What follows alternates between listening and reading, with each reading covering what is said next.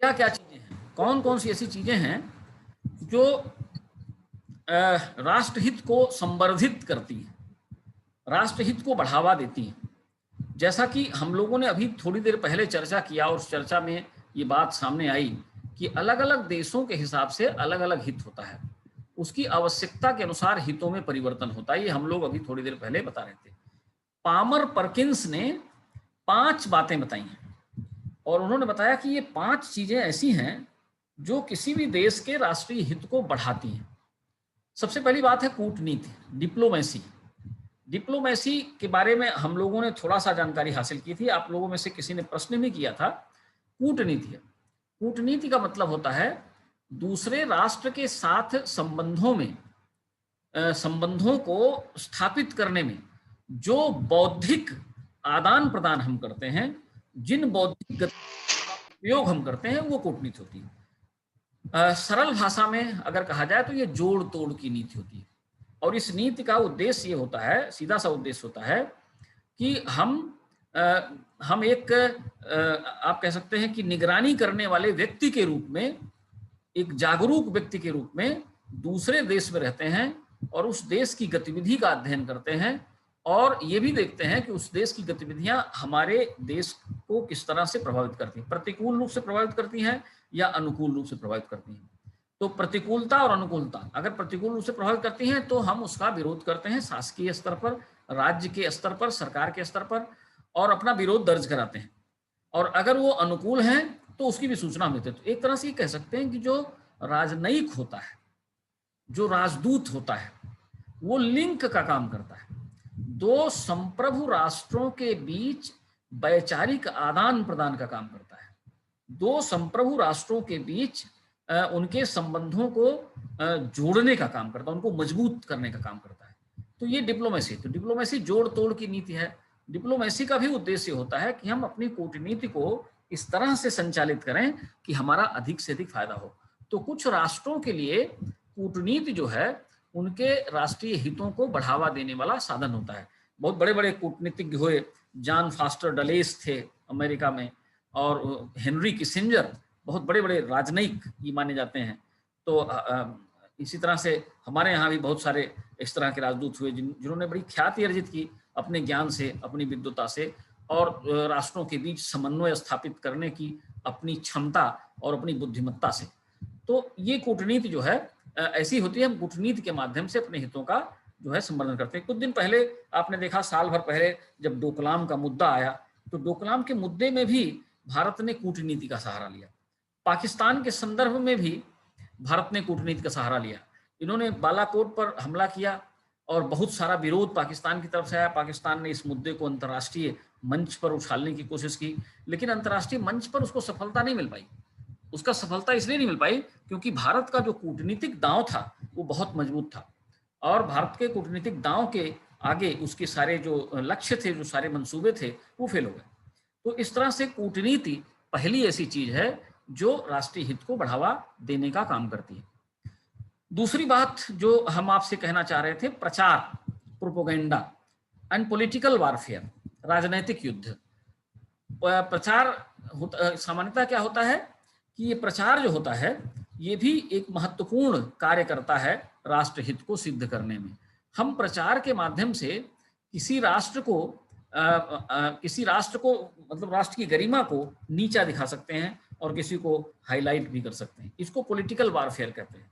कि जैसे कभी कभी आप प्राय देखते हैं कि पाकिस्तान का लक्ष्य रहता है कि भारत के संबंध में दुष्प्रचार करे, या जब विश्व युद्ध समाप्त हुआ, दूसरा विश्व युद्ध जब समाप्त हुआ और दुनिया दो भागों में बंट गई, तो प्रचार युद्ध प्रारंभ हुआ। और ये प्रचार युद्ध कैसा युद्ध था? ये सोवियत संघ अमेरिका के संबंध में, अमेरिका सोवियत संघ के संबंध में, यूरोपीय राष्ट्र साम्यवाद के संबंध में, साम्यवादी राष्ट्र पूंजीवादी लोकतंत्र के संबंध में, ये अलग अलग तरह के प्रचार करते थे। तो जिसका परिणाम बहुत बड़ा परिणाम था, और वो परिणाम था शीत युद्ध, जिसको कोल्ड वार आप कहते हैं, वैचारिक युद्ध था, जिसको हम इसके बाद पढ़ने वाले हैं। आगे के चैप्टर में हम आपसे कोल्ड वार पर चर्चा करेंगे। तो प्रोपोगेंडा, प्रचार, इसी को राजनीतिक युद्ध भी कहते हैं। राजनीति के माध्यम से जो युद्ध लड़ा जाता है, और वो क्या होता है, समाज कहते हैं कागज के गोलों से, कागज के बमों से, लड़ा जाने वाला युद्ध, पत्र पत्रिकाओं के माध्यम से, समाचार पत्रों के माध्यम से, कम्युनिकेशन मीडिया के माध्यम से। अब तो बहुत सारी कम्युनिकेशन मीडिया हो गई है, उस पर आप पोस्ट कर देते हैं। और सामान्यतः आप देखते हैं कई बार जो है पाकिस्तान की तरफ से भारत की मीडिया में बहुत सारी चीज़ें, बहुत सारे पोस्ट कर दिए जाते हैं, और वो जो है वहाँ की जनता को भड़काने का काम करते हैं, वहाँ की जनता सरकार के विरुद्ध हो जाया करती है। तो ये प्रोपोगेंडा और पॉलिटिकल वारफेयर का भी प्रयोग किया जाता है, और इसके माध्यम से भी अपने हितों को बढ़ाया जाता है, क्योंकि समाचार पत्र और जो प्रचार है इस पर लोगों का ध्यान बड़ी जल्दी जाता है, और ये उसकी सच्चाई या उसकी जो उसका रेलेवेंस, जो उसका औचित्य है, उस औचित्य के संबंध में लोग बाद में समझते हैं, पहले उस चीज को देखते हैं और देखने के पश्चात रिएक्ट करना शुरू कर देते हैं, अपनी प्रतिक्रिया देना प्रारंभ कर देते हैं। तो इसलिए प्रचार एक बहुत बड़ा हथियार होता है अपने देश के राष्ट्रीय हित को बढ़ाने का। दूसरी चीज है इकोनॉमिक इंस्ट्रूमेंट, जिसकी चर्चा हम लोग राजनीतिक शक्ति, पॉलिटिकल पावर, जो नेशनल पावर जो हम लोगों ने पढ़ा इसके पहले, उसमें भी हम लोगों ने कहा आर्थिक साधन अगर हम कहें तो सबसे महत्वपूर्ण साधन है, क्योंकि अर्थतंत्र वह चाबी है जिस पर किसी राष्ट्र की व्यवस्था संचालित होती है। अगर किसी देश की आर्थिक स्थिति खराब हो जाती है तो वहां पे विद्रोह की संभावनाएं बढ़ जाती है। तो इकोनॉमिक इंस्ट्रूमेंट के माध्यम से भी हम नियंत्रण करने का, अपने राष्ट्रीय हित को बढ़ाने का प्रयास करते हैं। हमारे और किसी दूसरे देश के बीच में जब कोई गतिरोध होता है तो सबसे पहला काम हम क्या करते हैं, हम उसके आर्थिक हितों पर कुठाराघात करने की कोशिश करते हैं, और इस तरह से एक साइकोलॉजिकल प्रेशर बनाते हैं कि साइकोलॉजिकल प्रेशर ये बनाते हैं कि हमारे बीच में जो तनाव की स्थिति है उसको शांतिपूर्ण ढंग से समाप्त किया जाना चाहिए।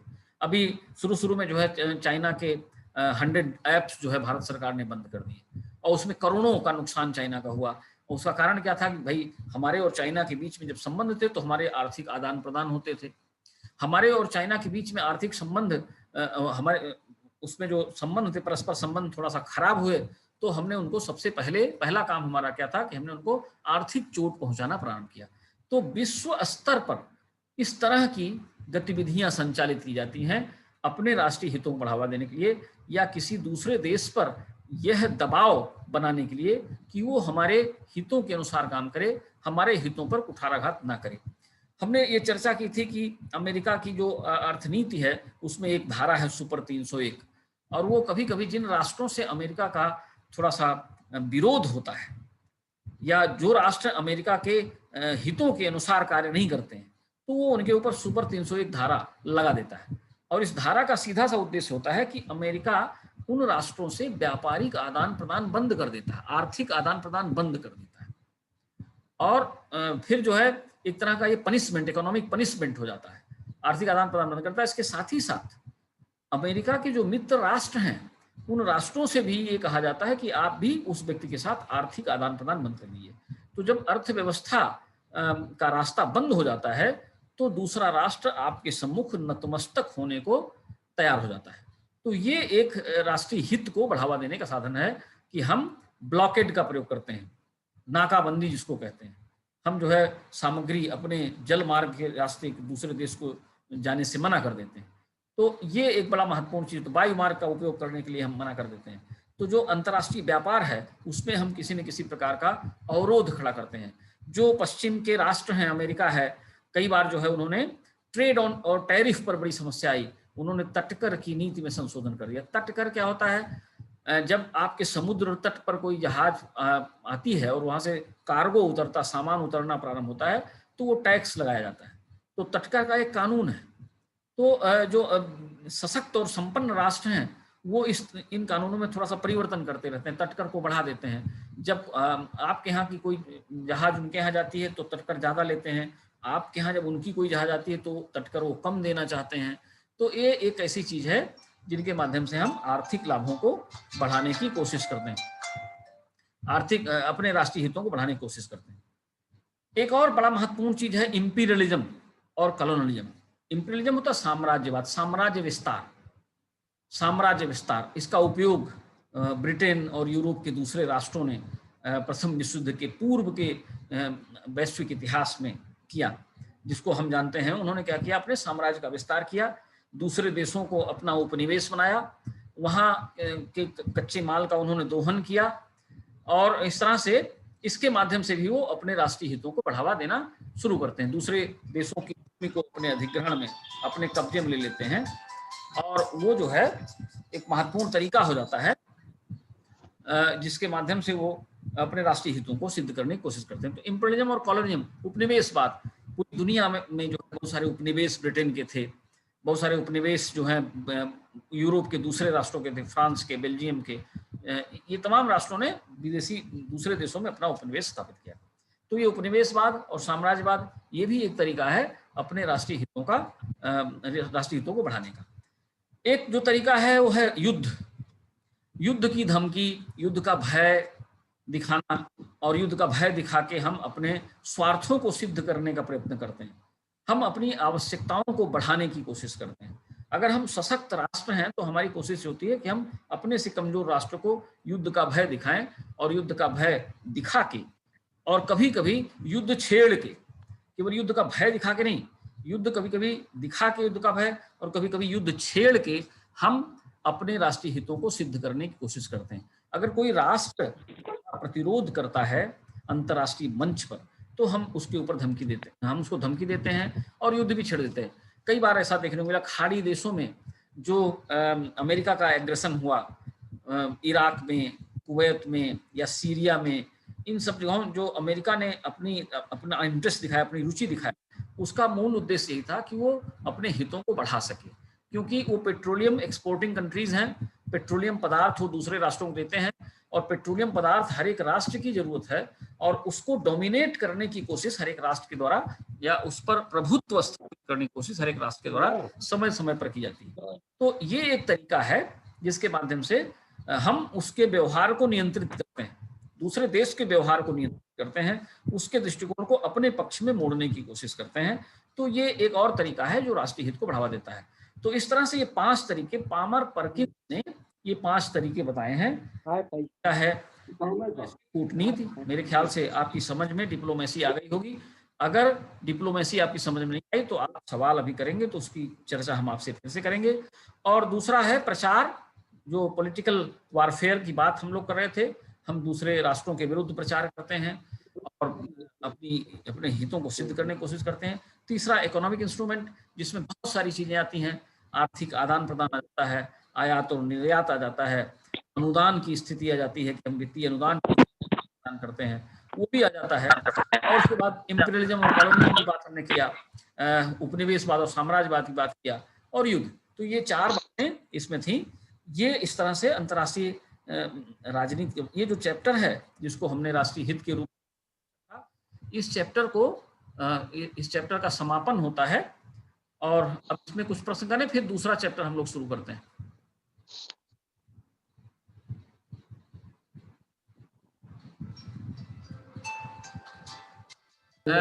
उसका विपणन करोगे, उसको बेचोगे, या उसका मतलब दूसरे देशों को, दूसरे लोगों को दोगे, और इस तरह से आपका अर्थ लाभ भी होगा और जो आपका उत्पाद है उसका उपयोग हो जाएगा। इस तरह से जब औद्योगिक क्रांति हुई तो यूरोप के राष्ट्रों को बाजार की जरूरत हुई। उन्होंने सोचा कि हम कहाँ पे इन वस्तुओं को लेके जाएं। तो उन्होंने क्या किया कि वो दक्षिण पूर्व एशिया, साउथ अफ्रीका, जो गरीब देश थे थोड़ा सा, जिनके पास तकनीकी विकास और सतर्कता नहीं हुआ था, जहां पर औद्योगिक क्रांति नहीं आई थी, वहां पे उन्होंने बाजार के रूप में वहां पे गए। आप सभी को पता है कि 16वीं शताब्दी में 1600 में जब ईस्ट इंडिया कंपनी भारत में आई तो कैसे आई थी? एक व्यापारिक कंपनी के रूप में आई थी ना। लक्ष्य उसका क्या था? व्यापार करना। और व्यापार करना क्यों? कि अपनी वस्तुएं हम बेचेंगे और यहां से पैसे कमा के ले जाएंगे। तो जब पैसा कमा के ले जाएंगे तो हमारा राष्ट्रीय हित सिद्ध होगा। हमारा हित काहे में है? हम 2 तरह का है।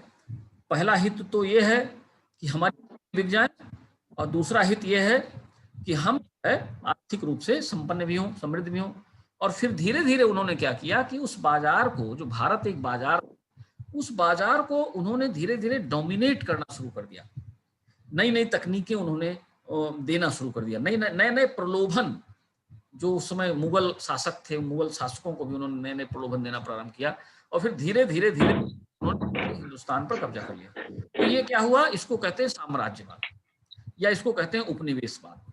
तो साम्राज्य विस्तार करने के पीछे बहुत बड़ा लक्ष्य होता है। देश, जितने भी देश जिन्होंने साम्राज्यवादी नीति का अनुसरण किया, जिन्होंने उपनिवेशवादी नीति का अनुसरण किया, चाहे फ्रांस की कंपनी, उन्होंने ईस्ट इंडिया कंपनी के साथ वो हिंदुस्तान में आए, और बहुत सारे जो देश, सिंगापुर था, श्रीलंका था, या दूसरे जो आसपास के इस तरह के दक्षिण पूर्व एशिया के देश थे, उन सभी देशों में बेल्जियम की कंपनी, कहीं पे फ्रांस की कंपनी, कहीं पे ईस्ट इंडिया कंपनी, और पुर्तगाल तो बहुत पहले से भारत में आई गया था, 1492 में ही पुर्तगाल पहुंच गया था, जब वास्को डिगामा ने केप ऑफ गुड होप से जो है भारत का रास्ता खोजा था, उसी समय आ गया था। तो इस तरह से साम्राज्य विस्तार जो होता है वो हमारे हित को बढ़ावा देता है।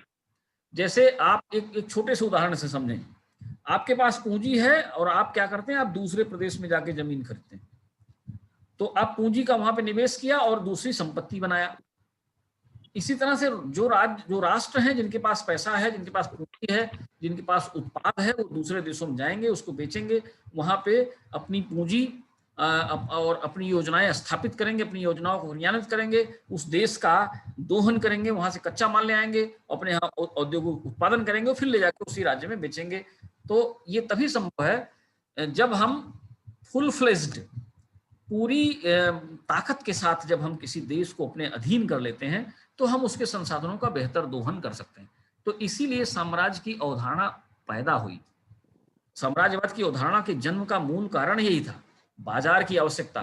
ग्लैडस्टन, अमेरिका के प्रधानमंत्री, ब्रिटेन के प्रधानमंत्री थे ग्लैडस्टन ने लिखा है, वो कहते हैं यूरोप के बाहर हमको देशों की आवश्यकता नहीं है, हमको बाजार की आवश्यकता है।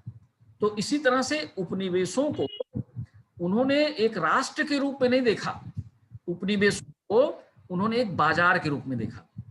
उन्होंने भारत में विकास जो किया, उसका मूल उद्देश्य क्या था कि विकास के माध्यम से हम शोषण की प्रक्रिया को और भी बढ़ा सकें, है ना। आप कहते हैं ना कि भारत सोने की चिड़िया था, सब वो लूट के लेके चले गए, ठीक है ना। तो उनका उद्देश्य क्या,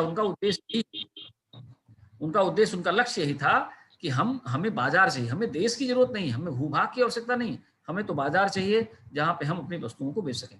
तो ये होता है साम्राज्यवाद। इस प्रकार से साम्राज्यवाद के माध्यम से हम अपने हितों को बढ़ाते हैं। हमारा हित क्या है? हमारा हित है हमारे वो उत्पाद जिनको हमने पैदा किया और जिनको बेचने की जरूरत है और जिनसे हमें धन प्राप्ति की आवश्यकता है, ये हमारा हित। तो साम्राज्यवादी नीति के माध्यम से हम अपने इस हित को बहुत ज्यादा सिद्ध कर सकते हैं। मेरे ख्याल से बात समझ में आ गई होगी। यस सर, लेकिन आजकल मतलब करंट सिनेरियो में इसका क्या, कैसे इसको रिलेवेंस कर सकते हैं? भाई करंट सिनेरियो जो आज के संदर्भ में दूसरी चीजें हैं, है ना। आप लोग तो बहुत सारी चीजें पढ़ते होंगे समाचार पत्र में। अभी देखो, वन बेल्ट वन रोड योजना बना रही है चाइना, ठीक है ना। One road one belt OROB की जो योजना है, उसका उद्देश्य है कि दक्षिण पूर्व एशिया के महत्वपूर्ण देशों को हम सड़क मार्ग से जोड़ दें। हम उनकी सड़क जो है पाकिस्तान को जोड़ दें, फिर वहीं से वो अफगानिस्तान से जुड़ जाएं, उनकी सड़क म्यांमार को जोड़ दे, ठीक है ना। तो ये क्या है? ये भी एक प्रकार का उपनिवेशवाद है, एक तरह का, ये भी एक तरह का साम्राज्यवाद है। वो भी अपनी आर्थिक गतिविधियों को बढ़ा रहे हैं। चाइना ने यहाँ श्रीलंका में आया, चाइना आया, श्रीलंका को उन्होंने वित्तीय अनुदान प्रदान किया और वित्तीय अनुदान के भरोसे उन्होंने 90 साल की लीज पर हम्बन तोता को खरीद लिया। हम्बन तोता एक स्थान है समुद्र के पास में, जहां पे वो अपना इंफ्रास्ट्रक्चर, चीन जो है अपनी अधोसंरचना का विकास कर रहा है। तो वो पैसा, बहुत सारा पैसा चीन उन्होंने श्रीलंका को दिया। उन्होंने श्रीलंका से कहा भाई ठीक है, आप पैसा ना लौटाइए, 90 साल की लीज पर हमको दे दीजिए। तो ये है, ये भी साम्राज्यवाद है। जब कोई दूसरा देश आपके यहाँ कोई अपनी कंपनी लगाता है, अपना उत्पाद यहाँ पर ले आके रखता है, तो एक प्रकार का आंशिक रूप से हम कह सकते हैं कि ये भी एक तरह का साम्राज्यवाद की अभिव्यक्ति है कि वो अपनी वस्तुएं आपके यहाँ बेचेगा। तो क्योंकि आज तो ग्लोबल सोसाइटी है, अब ग्लोबल सोसाइटी में क्या है, इकोनॉमिक एक्सचेंज बहुत तेज हो गया है। तो आपकी कंपनी दूसरे देश में लगती है, दूसरे देश की कंपनी आपके यहाँ लगती है। लेकिन अगर आपके पास सक्षमता है तो आप जाएंगे, लेकिन जो राष्ट्र ज्यादा सक्षम है वो राष्ट्र तो आपके यहाँ आएंगे, वो देश आपके यहाँ आएंगे। अब जैसे मोदी जी कह रहे हैं फॉरेन इन्वेस्टमेंट को आकर्षित करो, अलग अलग जो प्रांत हैं उन प्रांतों में विदेश के लोग आए और वो अपनी पूंजी का निवेश यहाँ करें, तो उस पूंजी निवेश से कुछ फायदा होगा तो कुछ नुकसान होगा। फायदा ये होगा कि आपके यहाँ जो बेरोजगारों की फौज है उसको लाभ मिलेगा, उसको रोजगार मिलेगा, और उनका फायदा ये होगा कि वो आपके यहाँ से पैसा लेके जाएंगे और अपना विकास करेंगे। तो ये जो है आज की तारीख में भी किसी न किसी रूप में साम्राज्यवाद की स्थिति है। चाइना ने एक प्रक्रिया प्रारंभ की है, उसको कहते हैं मैरीटाइम सिल्क रूट योजना। तो अब ये योजना क्या है? ये भी योजना वो एक तरह की साम्राज्यवादी योजना है, एक तरह की विस्तारवादी, इसको साम्राज्यवाद हम ना कहें, साम्राज्यवाद आज के संदर्भ में सही नहीं है, क्योंकि 1945 में साम्राज्यवाद लगभग खत्म हो गया। इसको हम विस्तारवादी नीति कहें। तो ये जो विस्तारवाद है ये भी साम्राज्यवाद का एक प्रतिरूप है। ठीक है, और बताएं कोई और सवाल?